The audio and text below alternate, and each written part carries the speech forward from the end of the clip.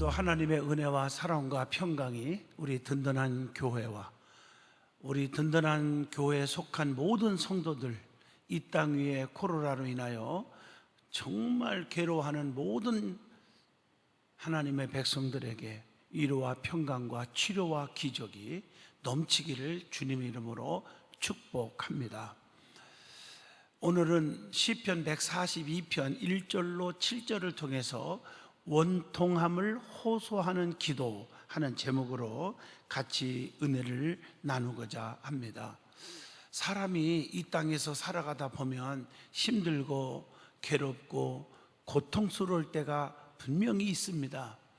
왜 힘들고 고통스러운 그런 일들이 오는가에 대한 대답은 여러 가지가 있을 것입니다. 특별히 질병에 걸렸을 때도 왜 내가 질병에 걸렸을까? 그 여러 가지 이유와 원인이 있듯이 똑같은 그런 맥락에서 이 말씀을 들으시면 좋겠습니다. 첫째, 죄악으로 인하여 고통스러운 일이 올 때도 있습니다. 이럴 때는 전적으로 하나님께 무릎 꿇고 기도하고 회개하면 그냥 역사가 일어납니다. 두 번째로는 연단 가운데 오는 고통이 있을 수가 있습니다. 이럴 때는 참고 견디며 인내하다 보면 역사가 나타나게 됩니다. 고난 속에 더 좋은 일이 있음을 믿고 기다려야 되는 것입니다. 세 번째로는 자기의 부주의로 오는 경우가 있습니다. 이럴 때는 속히 깨닫고 조심하고 심사숙고하며 살아가는 자세를 가지고 살아가면 되는 것입니다. 네 번째로는 주변의 환경 가운데서 오는 경우도 있어요. 이럴 때는 하나님의 은총을 구하고 환난을 면하게 해달라고 하나님 앞에 간절하게 기도하면 되는 것입니다. 또 하나는 마귀, 사탄, 귀신, 악령의 역사로 인해서 오는 고통이 있습니다.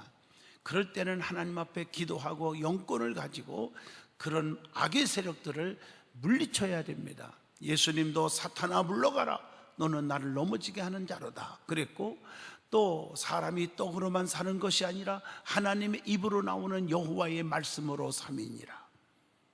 기록하였으되 주 너희 하나님을 시험하지 말라 하면서 다 물리쳤습니다. 그래서 하나님께서 역사하시는 것을 볼 수가 있습니다. 마지막으로 원치 않게 억울하게 고통이 오는 경우가 있습니다. 오늘 본문에 나오는 다윗은 이유가 없이 악인에게 억울하게 핍박을 받아서 쫓겨다녔습니다. 이런 상황 속에서 다윗은 억울함을 들어주고 위로하실 분은 하나님밖에 없다고 믿었습니다. 그래서 다윗은 소리내어 부르짖었고 고통 속에서 끌어내어 구원해달라고 하나님 앞에 간절히 기도했다는 것을 볼 수가 있습니다. 그리고 하나님은 나의 피난처이기에 내 영혼을 돌아보아 달라고 기도했습니다. 또한 다윗 자신은 너무나 비천하기에 하나님, 나를 강하게 해주시고 주의 이름을 감사하게 해 주시옵소서라고 기도했습니다. 오늘 본문에 하나님께 원통함을 호소하는 다윗의 기도를 통해서 저와 여러분이 깊은 은혜 받는 축복의 은혜의 시간이 되시기를 바랍니다. 그러면 제일 먼저 다윗에게 왜 이런 고난이 왔을까 하는 것을 생각을 해봐야 합니다. 다윗이 하나님의 사랑을 받게 되어 원통함을 겪는 고난이 왔어요. 하나님의 사랑을 받으면 반드시 고난이 따른다고 하는 교훈을 우리에게 주고 있습니다. 다윗이 하나님의 사랑을 엄청나게 받으니까 고난이 온 거예요. 우리가 이 땅에 살다 보면 하나님의 사랑을 받으면 정말 고난이 옵니다. 많은 사람들이 핍박이 오고요, 멸시천대하고 또 조롱하고 또 고통이 오고 여러 가지 어려움이 올 때가 있습니다. 오늘 이 말씀을 통해서 힘이 되시기를 바랍니다. 창세기 4장 4절로 8절을 보면 하나님께서 피의 제사를 드린 아벨의 제사를 받으시고 땅의 소산으로 제사를 드린 가인의 제사를 받지 아니하셨기 때문에 가인이 아벨을 죽인 것입니다. 또 창세기 37장 28절 보세요. 아버지가 요셉을 너무너무 사랑했기 때문에 형제들이 핍박을 했고 결국에는 미디안 상인들에게 팔았습니다. 그로 인해서 요셉이 얼마나 고난을 겪었습니까? 그러나 그 억울하게 당하는 고난을 잘 견뎠더니 마지막에 원수 앞에 상을 베푸시고 또 그에게 총리가 되는 축복을 주셨지 않습니까? 교회 안에서도 하나님의 축복을 받은 자를 많은 성도들이 공격하고 따돌리고 능욕하는 것을 종종 보게 됩니다. 매우 위험한 신앙생활하는 사람들에 의해서 그렇게 되는 거죠. 우리는 분명히 알아야 합니다. 하나님의 은총을 받는 사람에게 마음속에 깊이 박수를 쳐줘야지 시기 질투하고 미워하고 그러면 절대로 잘못된 신앙이라는 것을 아셔야 합니다. 또 두 번째로는 사무엘상 21장 11절 보면 사울의 시기와 질투 때문에 그렇게 된 거예요. 사울은 천천히요 다윗은 만만이라 그렇게 했을 때 그때부터 사울이 다윗을 죽일 생각을 했다고 성경은 말합니다. 이 생각이 문제예요. 시기 질투가 생기니까 생각이 나쁘게 돌아가는 거예요. 우리가 이 생각, 안 좋은 생각은 아예 그냥 근원을 다 뽑아내야지 그 생각이 자꾸 깊어지면서 행동으로 옮기고 엄청난 죄악을 범하고 마는 것입니다. 사울이 하나님으로부터 버림받게 된 이유가 뭡니까? 성경을 잘 찾아보면 이유가 있어요. 교만 때문이에요. 교만. 하나님 앞에 처참하게 버림받아요.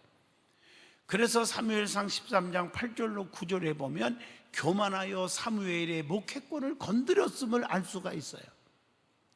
교만하여 주의 종을 가볍게 여겼다는 사실입니다.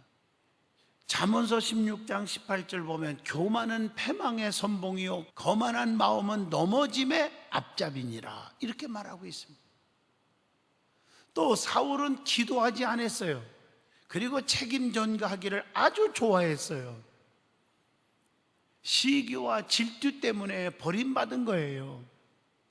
사울은 천천히요 다윗은 만만이라 했을 때 시기 질투가 난 겁니다. 교회 안에서도 시기와 질투 때문에 시끄러집니다. 또 더 나아가서 하나님 앞에 혼쭐 나는 일을 생기게 됩니다.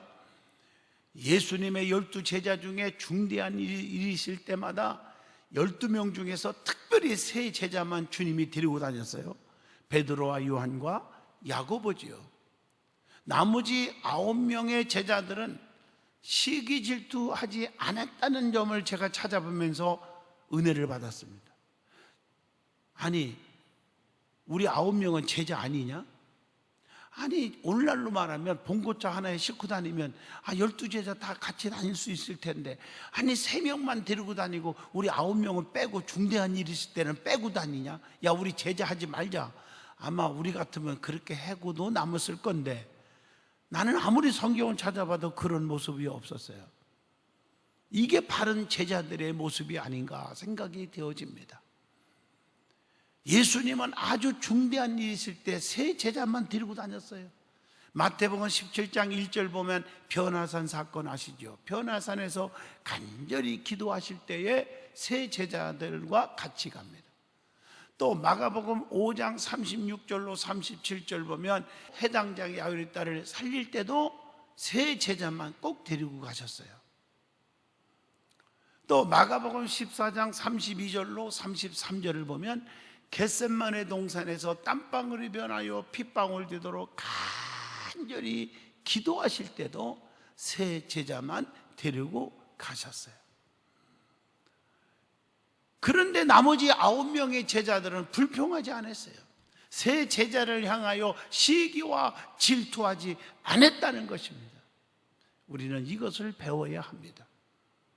또한 다윗이 버림받지 않고 왕 중의 왕으로 쓰임받은 이유가 뭘까? 사울은 버림받은 이유를 얘기했고 다윗은 버림받지 않고 쓰임받았어요. 그 이유가 있어요. 사무엘하 12장 13절 보면 다윗이 나단에게 이르되 내가 여호와께 죄를 범하였노라 하매 나단 선지자의 책망을 받을 줄 아는 겸손한 자였습니다. 그리고 시편 51편 1절로 2절에도 보지만 주의 종의 책망에 침상을 적시고 회개할 줄 아는 사람이었기 때문에 하나님이 다윗을 쓰셨다, 그 말입니다. 그것뿐 아닙니다. 열왕기상 5장 5절로 6절 보면 하나님의 성전을 건축하는데 최선을 다해서 준비하여 드렸기 때문이고, 평생 소원이 다윗은 성전 건축에 있었어요. 여러분 시편을 읽어보면 거의 다윗이 성전을 향하여 올라가는 시로 되어 있거든요. 하나님이 그 마음의 중심을 보신 거예요. 그래서 하나님이 다윗에게 축복을 주고 하나님이 크게 쓰신 줄로 믿습니다. 여러분, 사울과 다윗의 결과가 어떻게 되었습니까? 사울은 하나님의 영이 떠나고 악신이 들려 버림받고 비참하게 죽어버렸습니다. 그러나 다윗은 하나님께서 왕중왕으로 평생을 써 주셨습니다. 그리고 그의 아들 솔로몬에게까지 축복하셨는데 또 아버지 뒤를 이어 왕이 되게 하셨잖아요, 솔로몬을. 열왕기상 1장 43절 뿐만 아니라 열왕기상 5장 5절 보면 성전을 건축하게 하는 축복을 누리게 했죠. 또 열왕기상 4장 26절로 30절 보면 전무후무한 지혜와 부귀영화를 누리게 해 주셨습니다. 얼마나 감사한 일이에요. 여기서 참고로 우리가 알 것은 왜 솔로몬이 불의한 시인데도 축복을 받았을까? 두 가지는 꼭 기억하셔야 합니다. 하나는 일천번제를 드렸더라. 하나님 앞에 일천번제를 쌓았던 솔로몬을 주님이 축복하신 거고, 또 하나는 솔로몬 때문이 아니라 그의 애비 다윗 때문에 내가 너에게 축복을 준다고 했어요. 이걸 유전적 축복이라고 하는 것입니다. 아브라함 때문에 이삭이, 이삭 때문에 야곱이, 야곱 때문에 요셉이 복을 받은 것처럼 우리가 하나님 앞에 바로 섬으로 자녀들의 길이 열리고 축복이 온다는 사실을 우리가 아셔야 합니다. 자, 두 번째, 다윗은요 원통함 속에서 하나님 앞에 기도했다는 사실입니다. 다윗은 힘들고 억울함이 있을 때 하나님께 부르짖었습니다. 어떻게 부르짖었습니까? 본문 1절로 2절 보면 소리내어 하나님께 부르짖었습니다. 내가 소리내어 여호와께 부르짖으며 소리내어 여호와께 간구하는도다 라고 기록되어 있습니다. 힘들 때, 고통스러울 때 하나님 앞에 소리내어 부르짖으면 응답해 주시는 것입니다. 사람 앞에 부르짖지 말고 하나님께 부르짖으라는 거예요. 에레미야 33장 2절로 3절 보면 너희는 내게 나와 부르짖으라. 그리하면 내게 응답하겠고 네가 알지 못하는 크고도 비밀한 일을 다 내게 보이리라, 이렇게 말하고 있어요. 성경에 보면요 부르짖어 기도한 사람들이 많이 나와요. 민수기 14장 1절 보면요 온 회중이 소리를 높여 부르짖으며 백성이 밤새도록 통곡하였더라, 이렇게 돼 있어요. 시편 66편 17절 보면 내가 나의 입으로 그에게 부르짖으며 나의 혀로 높이 찬송하였도다 라고 말씀합니다. 뿐만 아니라 시편 138편 3절에 내가 간구하는 날에 주께서 응답하시고 내 영혼에 쉼을 주어 나를 강하게 하셨나이다 라고 기록되어 있어요. 시편 142편 1절 보면 내가 소리내어 여호와께 부르짖으며 소리내어 여호와께 간구하는도다 라고 말씀하고 있습니다. 뿐만 아니라 에레미야 29장 12절 보면 너희가 내게 부르짖으며 내게 와서 기도하면, 내게 와서 기도하면, 아주 중요한 얘기죠. 내게 와서 기도하면, 하나님께 와서 기도하면 내가 너희들의 기도를 들을 것이요. 하나님은 우리의 기도를 다 들어주시는 거예요. 그래서 그 하나님은 누구길래? 에레미야 33장 2절에 일을 행하시는 여호와, 그 일을 성취하시는 여호와, 그 이름 여호와가 이와 같이 이르노라. 너희는 내게 와서 부르짖으라. 3절에 그랬죠. 그리하면 내게 응답하겠고 내가 알지 못하고 크고 비밀한 일을 내게 보이리라 라고 약속하고 있습니다.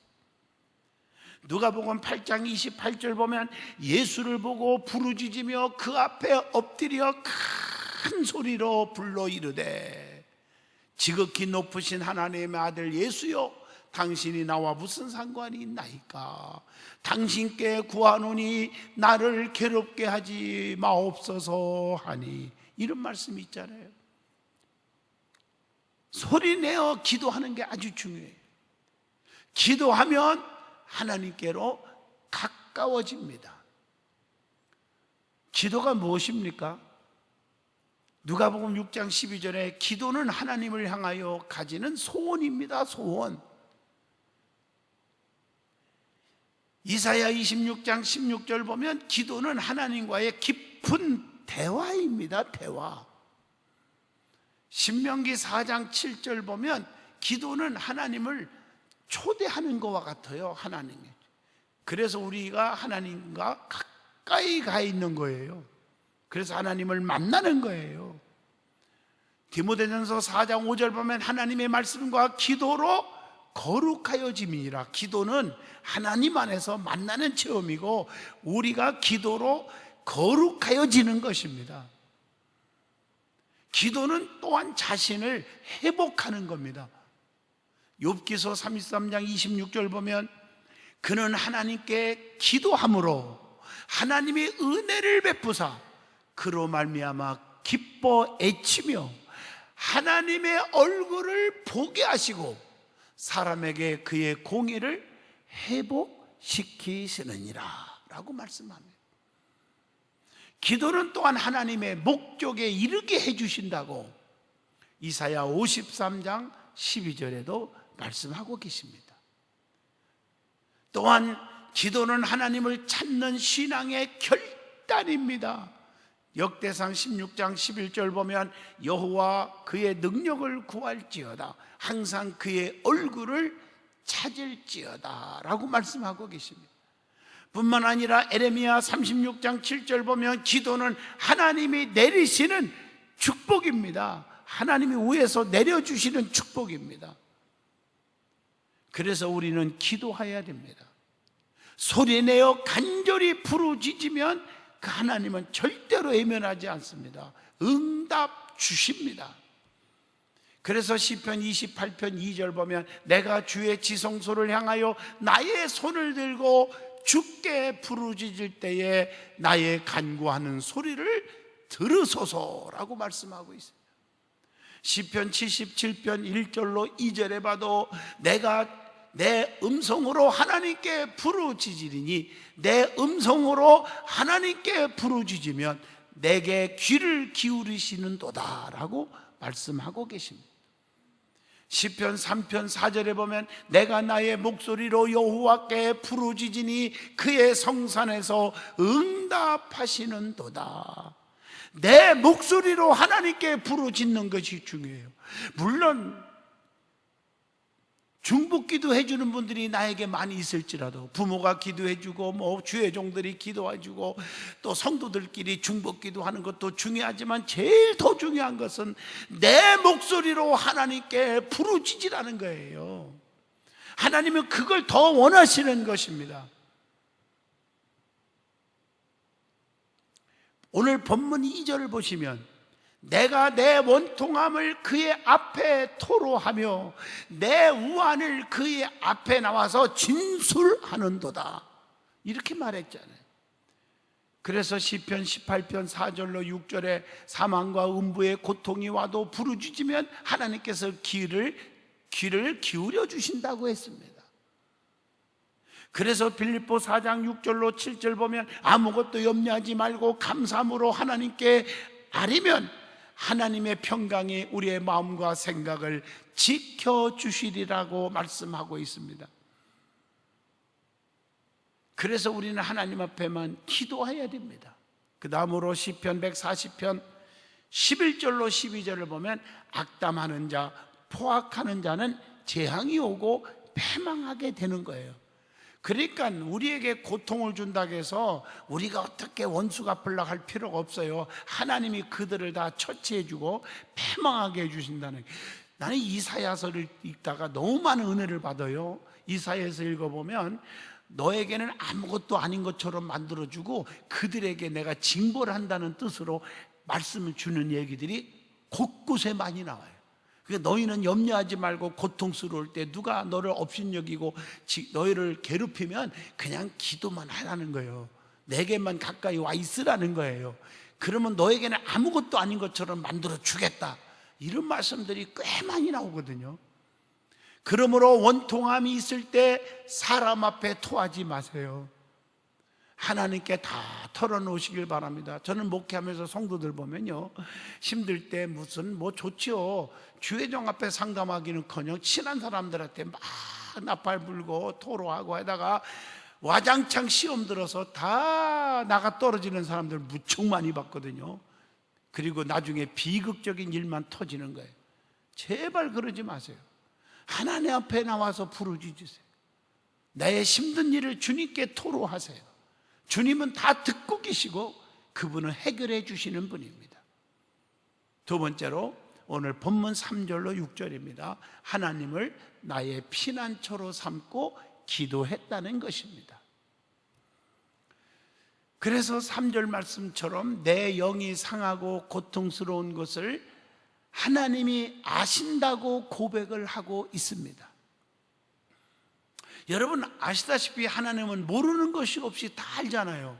시편 138편 6절에도 하나님은 높이 계셔도 낮은 자를 살피시고 멀리서도 교만한 자를 다 아심이다 라고 말씀했잖아요. 세상에서는 자기가 숨을 피난도 없고 나를 아는 자도 없다고 오늘 본문 4절에 고백을 하잖아요. 그렇기 때문에 나는 하나님밖에 의지할 수밖에 없다는 얘기입니다. 오늘 본문 6절에 보면 내가 너무 비천하다고 겸손히 고백하면서 나를 핍박자들에게서 건져달라고 하나님 앞에 간절히 기도를 드립니다. 5절 보면 주님만이 나의 피난처이심을 믿고 고백하고 그분께 부르짖었다는 것입니다. 그래서 성경에 보면 나의 힘이 되신 여호와여 내가 주님을 사랑합니다.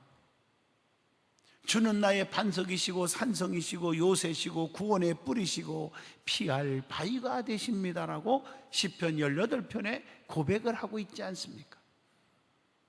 그리고 하나님께서 붙드시는 자가 있어요. 성경을 보면 하나님은 누구든지 다 붙잡아 주는 게 아니더라고요.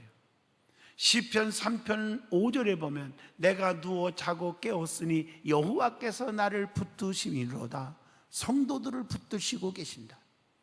시편 37편 17절 보면 의인들을 하나님이 의롭게 사는 자들을 붙드신다고 하겠어요. 또 시편 55편 22절 보면 내 짐을 여호와께 맡기라 그가 너를 붙드시고 의인의 요동함을 영원히 허락하지 아니하시리로다. 그렇게 말했어요. 다 맡기고 사는 사람을 주님이 붙드신대요. 시편 63편 8절 보면요 주님을 가까이 따르는 자를 붙드신다고 했어요. 시편 73편 23절에 보면 항상 주님과 함께하는 자를 붙드신다고 했어요.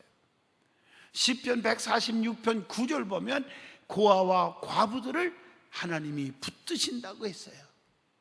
시편 147편 6절에 보면 여호와께서 겸손한 자들은 붙드시고 악인들은 땅에 엎드려 트리시는도다 이렇게 말하고 있어요. 이사야 42장 1절 보면 내가 붙드는 나의 종 이 말을 보면 자기의 종들을 주의 종들을 하나님이 붙드시고 계신다 그 말이에요. 마가복음 8장 23절 세상에서 소외된 자들을 주님이 붙들어 주신다 하는 말씀이 있습니다. 시편 145편 14절 보면 여호와께서는 모든 넘어지는 자들을 붙드시며 넘어지는 자들을 붙들어서 일으켜 주십니다. 자, 세 번째 하나님께 어떻게 기도했느냐? 본문 7절입니다. 힘들고 지칠 때 옥에서 이끌어내어 구원해 달라고 하나님께 기도했다고 하는 말씀입니다. 사도행전 16장 25절로 26절에도 보면 바울과 실라가 감옥에 있을 때 기도했더니 옥토가 흔들리고 옥문이 열려졌잖아요. 성도는 약할 때, 힘들 때 구원을 요청하면 됩니다. 그래서 시편 27편 1절에 우리는 누구를 두려워해서는 절대로 안 된다는 거죠. 누구도 두려워하면 안 돼요. 하나님의 기적을 통하여 하나님께 영광을 돌리고 감사할 수 있는 것이 될 줄로 믿습니다. 결론적으로 말씀하면 사람은 억울함을 당할 때도 있고 고통을 겪을 때도 있습니다. 다윗 역시 억울하게 사울로부터 위험을 느낄 때 하나님께 소리내어 부르짖어 기도했다고 하는 것입니다. 그리고 하나님을 그의 피난처로 삼았다는 것입니다. 하나님께서는 다윗의 기도에 귀를 기울여 주시고 응답해 주셨다는 것입니다. 다윗은 고통이 오고 억울함이 있었어도 모든 것을 하나님께 맡겼습니다. 창세기 39장을 보면 요셉도 보디발의 집에서 누명을 썼지만 심판하지 않았고 옥에 갇히는 고난을 그대로 겪었습니다. 하지만 결국 하나님께서 요셉을 애굽의 총리로 만드셨지 않았습니까?